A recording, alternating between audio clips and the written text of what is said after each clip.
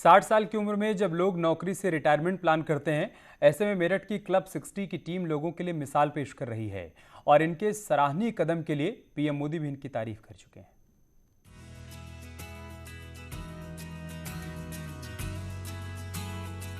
ये है मेरठ के वाटर हीरो, नाम है हरि विश्नोई।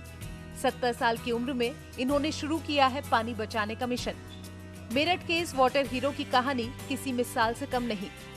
70 साल की उम्र में हरि विश्नोई का जज्बा और जुनून देखते ही बनता है। हरि विश्नोई रिटायर होने के बाद पानी बचाने के मिशन में जुट गए और 60 साल से ज्यादा उम्र वालों का क्लब 60 बना डाला। उन्होंने अपने मोहल्ले के पार्क में रेन वाटर हार्वेस्टिंग की शुरुआत की। खुद प्रधानमंत्री नरेंद्र मोदी ने क्लब 60 के इस मिशन की तारीफ की। शुरुआत में रेन वाटर हार्वेस्टिंग का एक प्लांट लगा और देखते ही देखते मोहल्ले में कई प्लांट लग गए। बूंद बूंद पानी बचाने के क्लब 60 के मिशन को जल शक्ति मंत्रालय ने भी सराहा और 70 साल के हरि विश्नोई को वाटर हीरो का सर्टिफिकेट दे दिया। वो हमने तो ये सोच के नहीं किया था, सरकार की स्कीम थी कि भाई कोई अच्छा उत्कृष्ट कार्य करेगा तो उसको हम पब्लिश करेंगे ताकि उसे देख के दूसरे लोग भी करें। तो बहुत खुशी की बात है कि देश में 6 जगह रिटायर्ड लोगों ने 60+ वालों ने क्लब 60 हमें मेरठ को देख के हमारी गाइडेंस में बनाया। इसमें कोई चंदा नहीं है, मासिक शुल्क नहीं है, कोई पद नहीं है, केवल जहां हम रहते हैं उस जगह को बेहतर बनाना है, उसके बेहतरी के सबके सामूहिक प्रयास करने हैं। क्लब 60 बनाकर हरि विश्नोई और उनकी टीम ने न सिर्फ बूंद बूंद पानी बचाने का संकल्प लिया, बल्कि एक ऐसा पार्क बनाया जिसे लोग मॉडल मानते हैं। इस पार्क में पानी की बूंद बूंद बचाने के साथ साथ ऐसी शुरुआत की गई जो शायद ही कहीं देखने को मिले। मसलन, क्या आपने किसी पार्क में पौधों को मंत्रोच्चारण के साथ बड़े होते देखा है? शायद नहीं देखा होगा, लेकिन यहाँ गायत्री मंत्र के साथ पौधे बड़े होते हैं। और तो और, इस पार्क में मौजूद 2000 से ज्यादा पेड़ लगाए गए हैं। ऐसे ऐसे पेड़ जो यूपी के किसी पार्क में शायद ही देखने को मिलते हों। यहाँ काजू, रुद्राक्ष सहित ऐसे पौधे लगाए गए हैं जो यहाँ की फिजा में चार चांद लगाते हैं। पार्क में एक तो हमने जो वेस्ट होता है, वेस्ट सामान होता है, उसको कलाकारी करके, जैसे जिस तरह से चंडीगढ़ का रॉक गार्डन है उस तरह से हमने कार्य कराकर, आप देखेंगे जगह जगह जिराफ के वो लगे हुए हैं, ये हट बनी हुई है, सब वेस्ट चीज़ों से बनी हुई है। सोलर लाइट सोलर लाइट है, बहुत सारी चीज़ें हैं। ड्रिप इरिगेशन है, वाटर हार्वेस्टिंग है, औषधि के पेड़ हैं और कंपोस्टिंग तो है ही मेन हमारी। इसके अलावा ओपन जिम। इस पार्क में open gym, solar light, rain water harvesting system के साथ सीसीटीवी कैमरे भी लगाए गए हैं। दूर दूर से लोग इस पार्क में आते हैं। हरि विश्नोई और उनके क्लब 60 की टीम ने साबित कर दिया है कि अगर ठान लिया जाए तो कोई भी काम मुश्किल नहीं होता, बस सोच रचनात्मक होनी चाहिए। क्लब 60 का संकल्प है अगली पीढ़ी के लिए पानी बचाना और ये मुहिम हर उम्र के लोगों के लिए किसी मिसाल से कम नहीं। अगर मन में इच्छा शक्ति हो, कोशिश करने की चाहत हो, तो ना उम्र बाधा आती है, ना आर्थिक दिक्कतें सामने आती हैं और चीज़ें स्वतः ही बनती चली जाती हैं। इसीलिए कहा जाता है कोशिश करने वालों की हार नहीं होती। कैमरा पर्सन अभिषेक शर्मा के साथ उमेश श्रीवास्तव, न्यूज़ 18 मेरठ। यार रुक एक छोटे से ब्रेक के लिए, जल्द लौटेंगे कुछ और खबरों के साथ।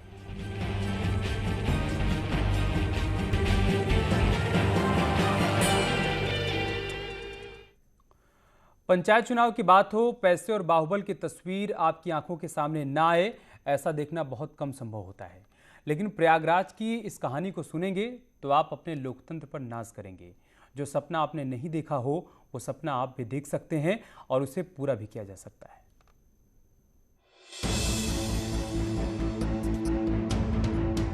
बाजार में सब्जी लगाकर खुद के परिवार का खर्च चलाने वाली प्रयागराज के भगवतपुर विकास खंड से मालती देवी ब्लॉक प्रमुख बन गई। सियासत से आज भी वो अनजान दिखती है। उनको खाटी सियासत का शायद काखा भी नहीं आता होगा, लेकिन कहते हैं ना कि लोकतंत्र में मालिक जनता होती है और जनता का भरोसा ही है जो मालती देवी को बाजार की सड़क से सियासत की गलियों में लेकर आ गए। सब्जी बेचते थे ब्लॉक प्रमुख। कैसे? बीटीसी का चुनाव लड़े, फिर उसमें जीत गए। जनता का समर्थन मिला, चुनाव में कामयाबी मिली। इसी का नतीजा है कि खाँटी सियासत करने वाले नेता भी उनके साथ जोड़ने लगे।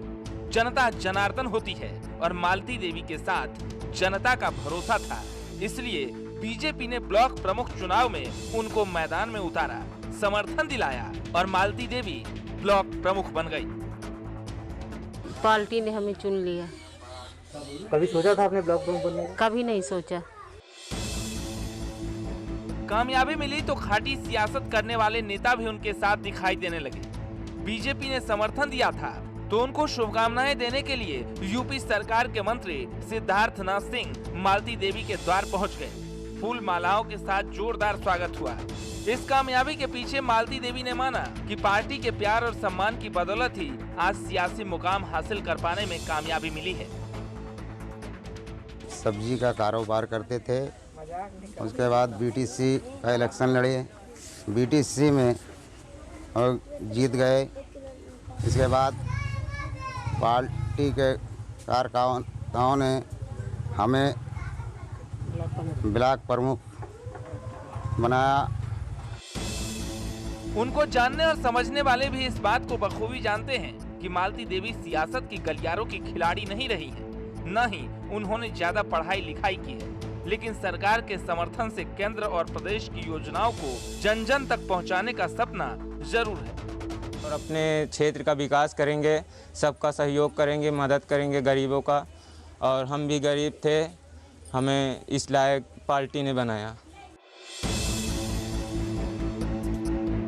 वैसे जनता जिस भरोसे के साथ समर्थन दिया है उस पर खरा उतरने की चुनौती मालती देवी के सामने होगी, क्योंकि 65 क्षेत्र पंचायत सदस्यों वाले विकास खंड की मालती देवी प्रमुख हैं, तो उनके पंचायतों की भी जिम्मेदारी उनके कंधों पर है। लेकिन भरोसा है कि जिस भरोसे के साथ समर्थन मिला है और लोगों ने विश्वास जताया है, उनके भरोसे पर खरा उतरने की पूरी कोशिश होगी।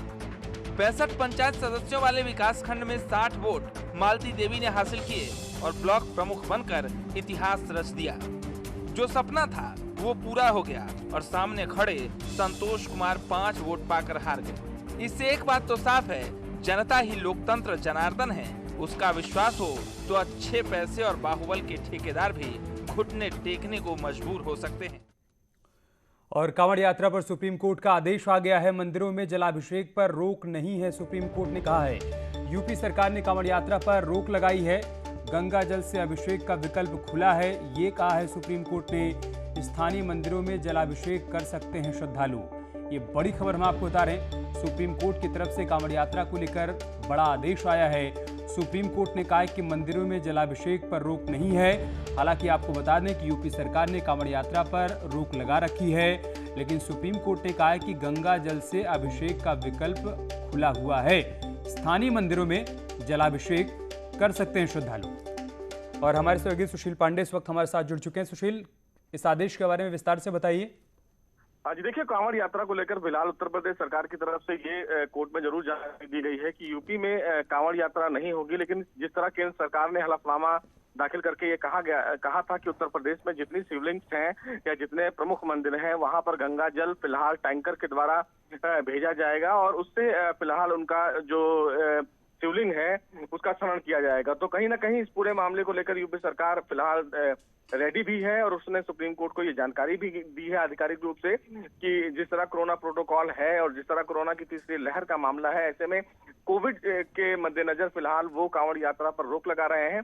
बहरहाल सुप्रीम कोर्ट ने इस पूरे मामले को रिकॉर्ड पर लिया है और इस पूरे मामले पर उन्होंने जो सुमोटो लिया था उसको बंद किया है।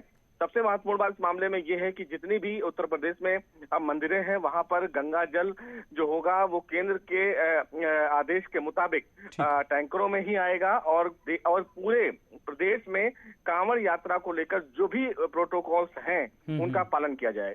शुक्रिया सुशील, आपका हमारे साथ जुड़ने के लिए, जानकारी हम तक पहुंचाने के लिए। और चलिए इसके साथ इस बुलेटिन में इतना ही।